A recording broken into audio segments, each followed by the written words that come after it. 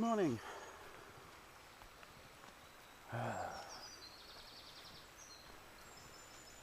So, back down by the river. Let's get a quick shot of that. Haven't been down here in a while.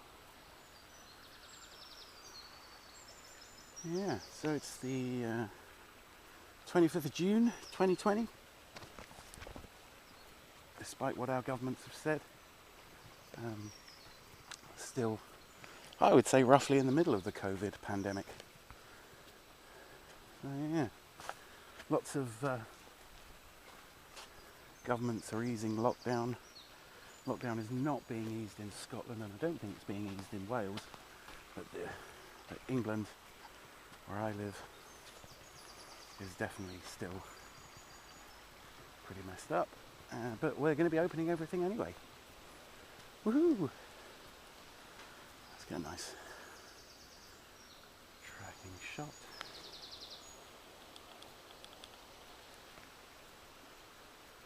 There you go. This is why I live here. When I there came to have a look at the house, I had also seen that there was a lot of green on Google Earth. So fortunately, and thanks to Rendemon, we had a look at it, and it looked like there was some exciting stuff out here, and there is. And that's why I've been filming out here for a couple of years. So yeah, the world changes, you know. On the downside, we still have racism and division amongst the working classes.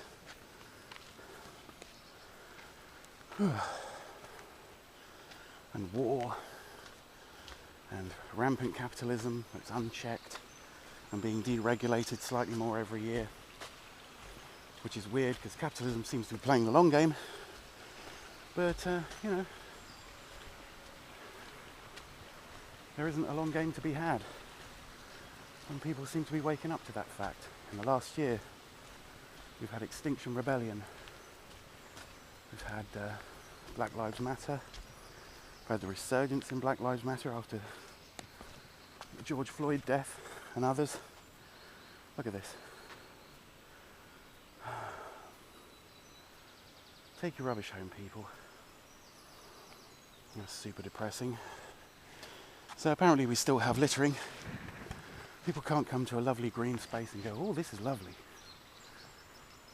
I won't despoil it. I will enjoy it. Nope. And, you know, the reason I pointed that out is that's kind of endemic. Nobody really cares. So, yeah.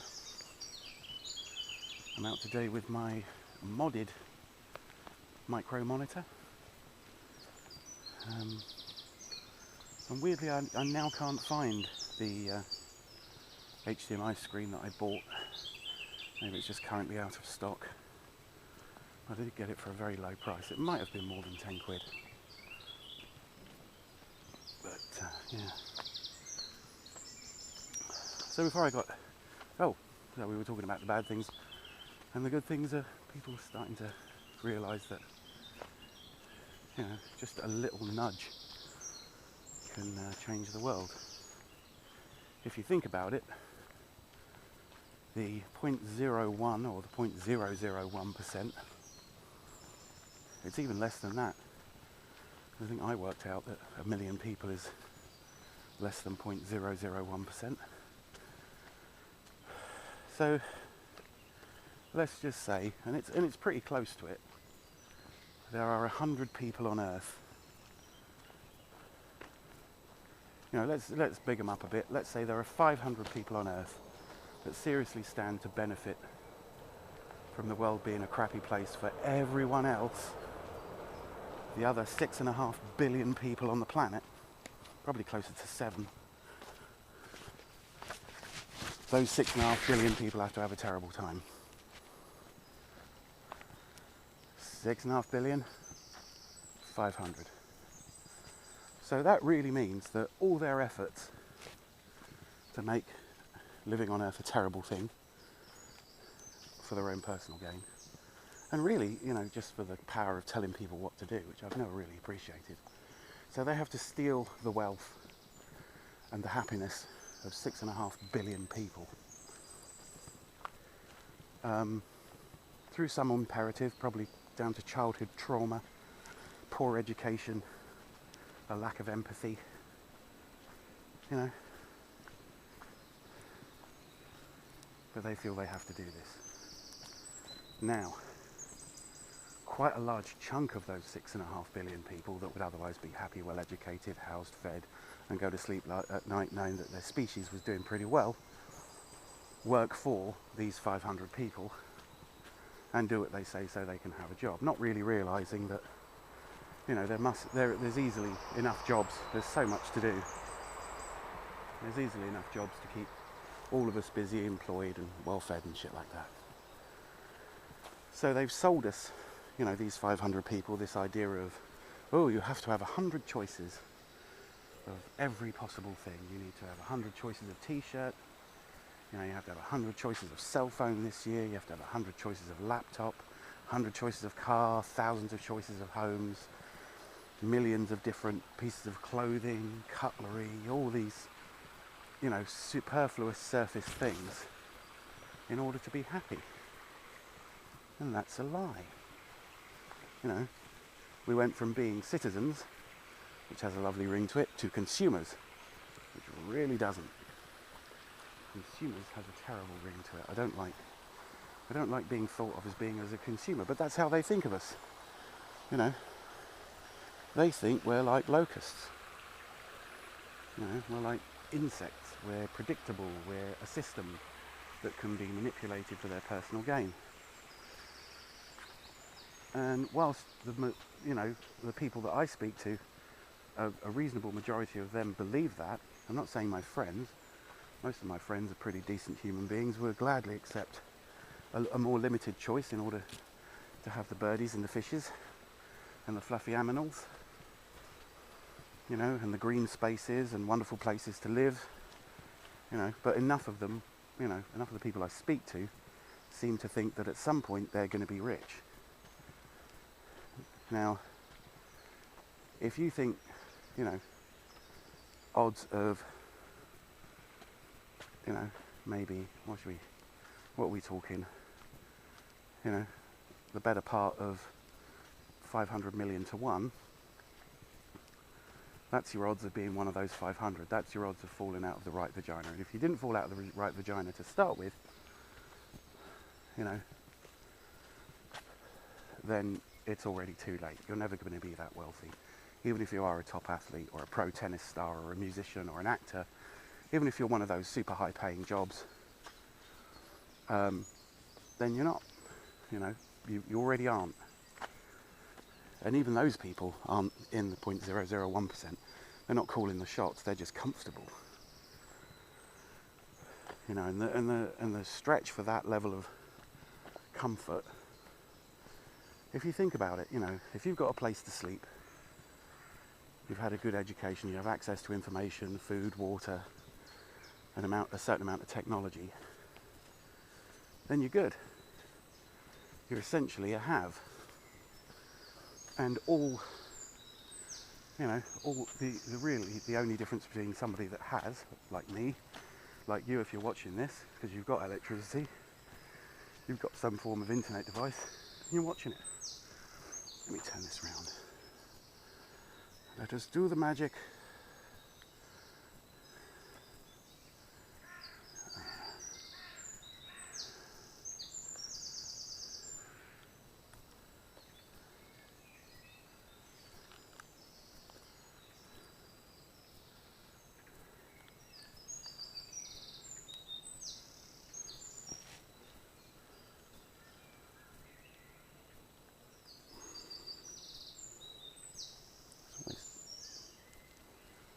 Okay.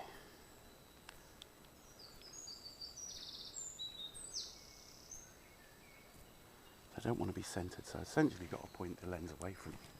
So yeah, so if you're one of those people, I was about to make a Dennis Norden joke, but I realised that 90% of my audience aren't going to get that. 99 probably. if you're one of those people, so if you're one of those people that is watching this, you're a have. You know? You own stuff, you probably have a job, or if you don't, you have social security, or you have some kind of, access to income, you're going to eat, you're not going to starve tomorrow, or you've got a very good idea that you're not going to starve tomorrow. So yeah, so you're already one of the advantaged few, which is very depressing. So if you could imagine having slightly less, and maybe not even having slightly less, I mean, we don't really know how much wealth the haves have. Isn't this beautiful? Because it's early in the morning, let's see if we can.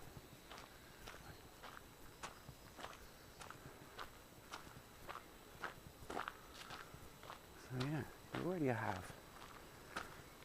And the difference between you and Brad Pitt's level of wealth or Johnny Depp's level of wealth is, a slightly nicer bottle of wine, a slightly nicer car. In the big scheme of things, there's really not that much difference.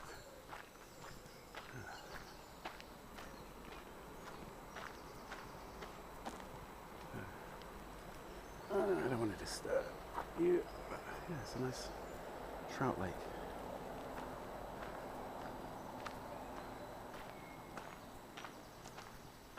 And there's a heron just on that island of stones in the middle there.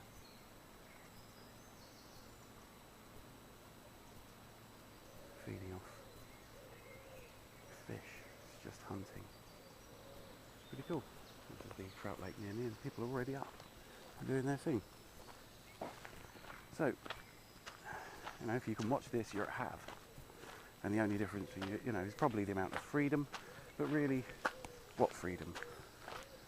There's probably not any freedom at all for those people. Those people are just as trapped. The only place you can be free is in your head.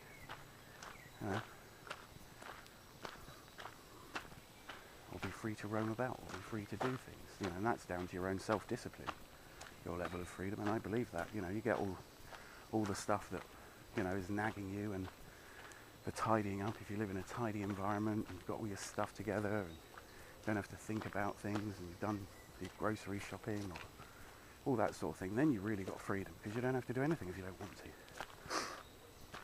But as the whole pandemic thing has proved,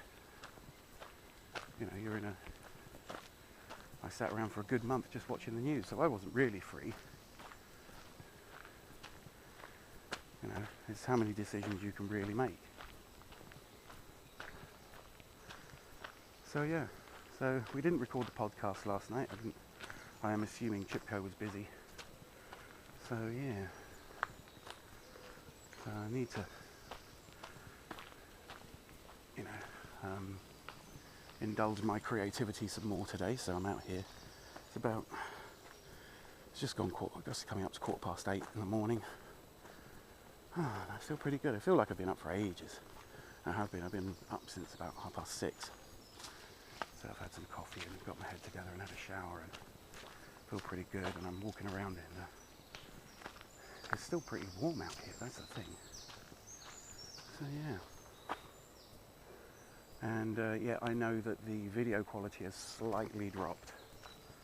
There is a noticeable drop in video quality on the GoPro, but then again, it is a much older camera. It's a pretty high quality camera for its age, but it's not as good as the Firefly. So against my wishes really, and I hate buying more HDMI cables, but I've ordered a special HDMI cable in the hope I can get the Firefly camera up and running. But I'm really just playing with the monitor that I've got now. So last night I did put a little teeny tiny foam guard shield on the front that's foldable. Still in the prototype stage, but the total number of these monitors that I will want is 1, because it's so handy. So I tried it out with my Canon EOS M, because it is a supremely aggravating lack of a feature once you're used to it. not to have a flip out screen. Look how much of a whiny pansy I'm being about that, but it does make all the difference for framing. So this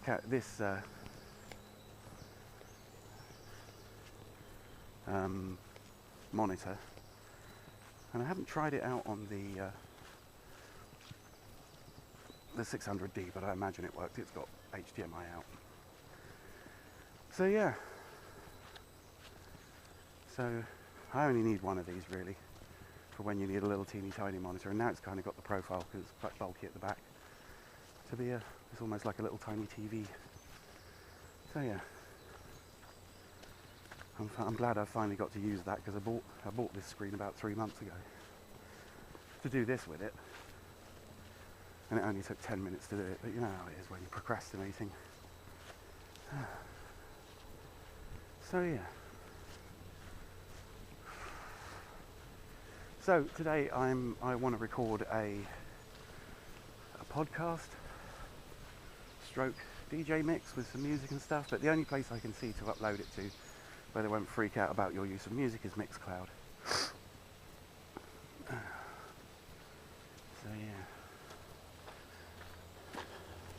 I mean, one thing I did notice about the GoPro is that it's fine in sort of medium light conditions. It goes a bit bitty in very bright conditions or very low conditions. So yeah, it is far from my perfect camera. But yeah, the sunshade, and I built it based on those old CRT shades that you used to get on school televisions when they were showing you a movie or something.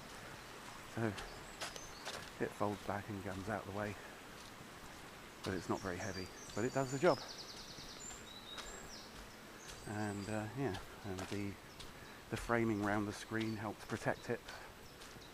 So yeah, and if you fold the sunshade down, it'll actually protect the screen. So yeah, I'm pretty pleased. I mean, it looks very cobbled together, but that's because it is. How many of these do I need? One. So even though I don't care about the aesthetics much, I'm good. Yeah. So yeah, so I want to do a podcast, but I also want to do a DJ mix. I want to play with my DJ equipment and play some music and stuff, so I can think about what I'm going to say. So I've got my work cut out for me today. So there may well be 2 mixes.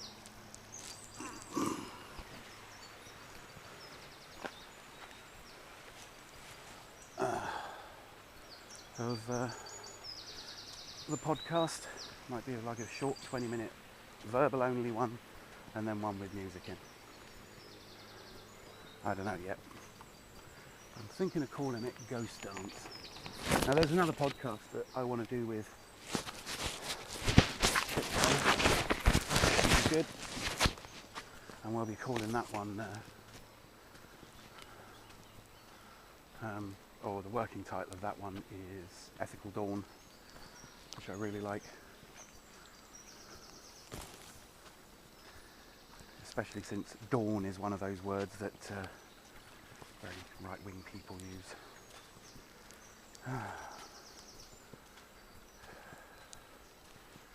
So yes, so I've got some Recomedia for you. There's let me get down here first. A very good, very representative TV show called The Politician on Netflix at the moment, which is kind of like a redemptive arc of a young politician or somebody that wants to be a politician, which is rather wonderful. But it's also got lots of bisexual and gay characters in it, which I really like, and there's gender fluidity and disabled actors and stuff like that. It's great. So I'm super happy with that. There are 2 seasons of it now on Netflix, and I'm in the process of watching it for a second time, which should tell you everything about it. Also, Ben Platt, the main character, has the voice of an angel. If you ever want to check whether you've gone full sociopath yet, listen to 3 or 4 of his songs, and if you're not tearing up by the end of them, then yeah, you may need some empathy. Yeah. And the other one was the total history, how, you know, the secrets of a medieval castle, which is there's this place in France where essentially where ochre and burnt umber come from, and they're building an entire medieval castle using only the tools that would have been available, which is incredible. Like a new build medieval castle, and it's really amazing. You know, they've gone over there while it's partway under construction and show you how the walls are made and what all the defensive things are, and you know, the kind of food they're eating and the clothes they're wearing. It's really amazing. So I recommend that, because understanding all that is really what we do. We are standing on the shoulders of giants, you know.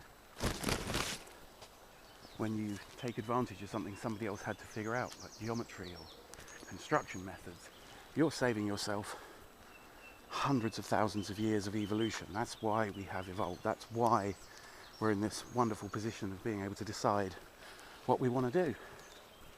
That's why we can wear comfortable clothes, use technology, communicate with each other over vast distances, that sort of thing. It's all down to people figuring stuff out and then writing it down, or telling it to other people. You know, the ability to talk to each other is the big killer app of humanity. So yeah, so I recommend both those, and if you haven't already seen it, Midnight Gospel, go check that out, because if you like Rick and Morty, this is the antidote to all the nihilism in Rick and Morty. So yeah, I recommend that big time. But I was musing, you know, back to what I was musing on, the construction of this little monitor for next to nothing is really kind of my favourite skill. You know, you take something cheap, and because you know how to plug this stuff together like Lego, and because you can visualise something, you get to turn the cheap thing into the expensive thing. And I don't mean cheap as in money, I mean cheap as in resources. You know, it's like cheap as in not using up eons of your time, you know, figuring out the time cost.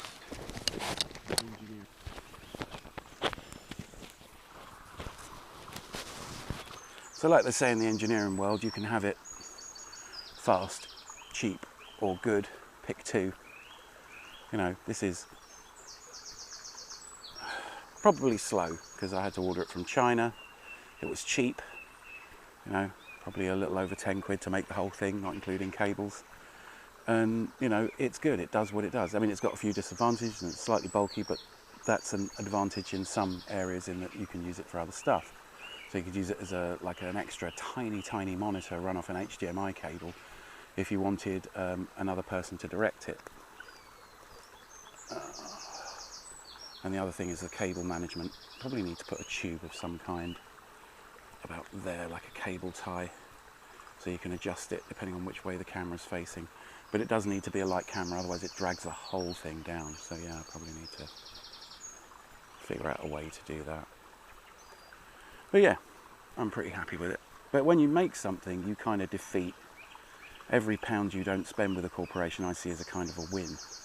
So if you can minimise your wastage, and that's why it's cool to buy materials, you know, as in for this, you know, foam board, duct tape, you know, hot glue.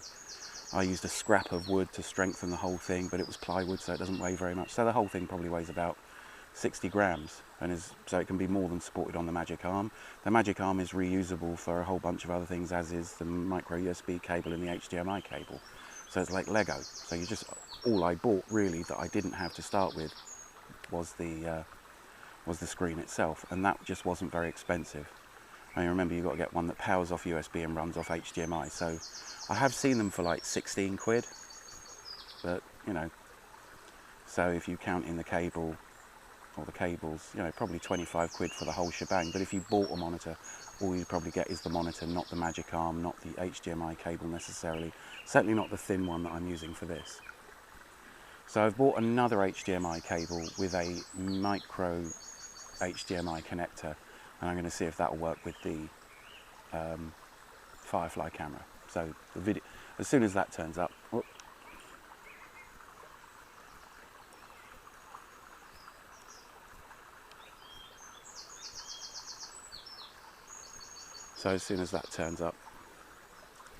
it will do the thing. So yeah, so I'm pretty happy with how this has turned out. I like the way I can frame an image, so I'm like center frame now. I can tilt it away from it. So I can rule of thirds frame it. So yeah, it's wobbling a little bit, and I don't know why. Seems to have settled down. I probably need to recalibrate this, to be honest. So I can do that, rule of thirds framing. I can do the central framing. I can see that I'm doing it.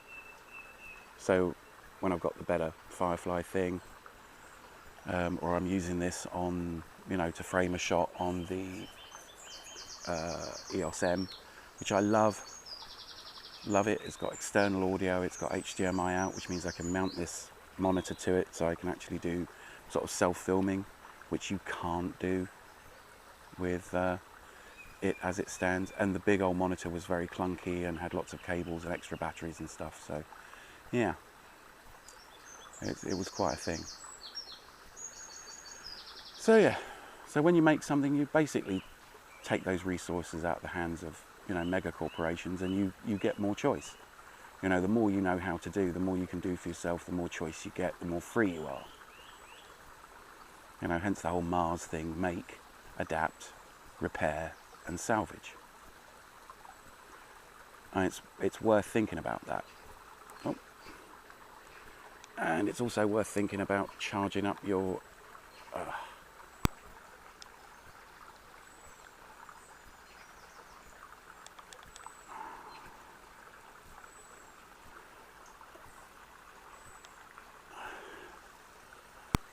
oh, is it working? Yeah. So what it's telling me is that the battery on the gimbal is starting to fade, and that may be one thing that needs to be taken into consideration. So the screen does seem to suck down a fair amount of power.